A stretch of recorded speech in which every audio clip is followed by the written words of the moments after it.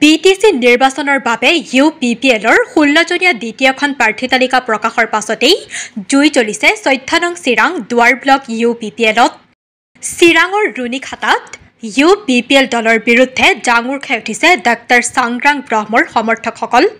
Doctor সংগ্ৰাম ব্ৰহ্ম প্ৰাৰ্থিত্বৰ পৰা বঞ্চিত হোৱাৰ পাছতেই 14 নং চিৰাং দুৱাৰ UPPL ব্লক কমিটিৰ সভাপতি বীৰদাও মুছাহাৰী সহ UPPL 300 সক্ৰিয় সদস্য পদ ত্যাগ কৰি UPPL দলৰ পতাকা জ্বলোৱাৰ লগতে দলীয় নেতৃত্বৰ বিৰুদ্ধে বিভিন্ন শ্লোগান দিয়ে আৰু ডাক্তৰ সংগ্ৰাম ব্ৰহ্মক নিৰ্দলীয় প্ৰাৰ্থী প্ৰক্ষেপ কৰাৰ কথা ঘোষণা কৰে।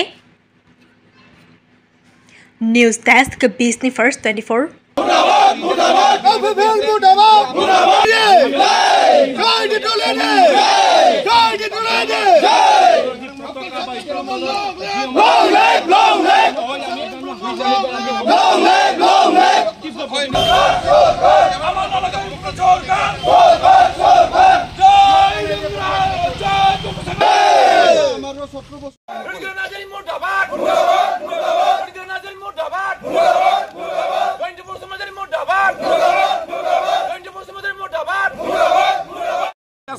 আৰু আমাৰ আজি যিখিনি আমাৰ UPPL দলৰ যিখিনি পতাকা সেইটো আমি নামাইলো আৰু আমি জ্বলালো।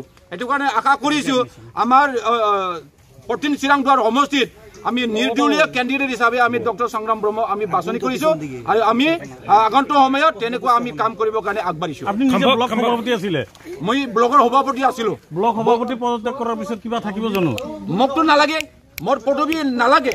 মই সমাজৰ কাৰণে অঞ্চলৰ কাৰণে এই এৰিয়াৰ কাৰণে আমি লাগি আছো, দলৰ কাৰণে লাগি আছিলো। কিন্তু হাইকমাণ্ডে যদি আমাক সেইবোৰ ঘোষণা বা সেইবোৰ আমাক দুৰ্ভাগ্যজনক যদি কৰিব বিচাৰে তেনেহলে আমি দলৰ পৰা আমি পদক্ষেপ নিশ্চয় কৰিব লাগিব। আপোনালোকে খাম্পা বৰগয়াৰী গ্ৰহণ কৰিব নোৱাৰে নেকি? আমি খাম্পা বৰগয়াৰী গ্ৰহণ কৰিব নোৱাৰে, কিয়নো 2017 বছৰ তেখেতে ইয়াত শাসন কৰিছিল।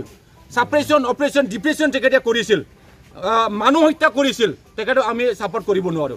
ৰাইজে তেখেতক বহুত নিদিব। আমি 2 বছৰ বা 2 বাৰ তেখেতক আমি হাৰাই দিলো। 2020 তেখেতক আমি হাৰাই দিলো। 2024 লোকসভা নিৰ্বাচন আমি তেখেতক হাৰাই দিলো। আমি তেখেতক নিবিচাৰো।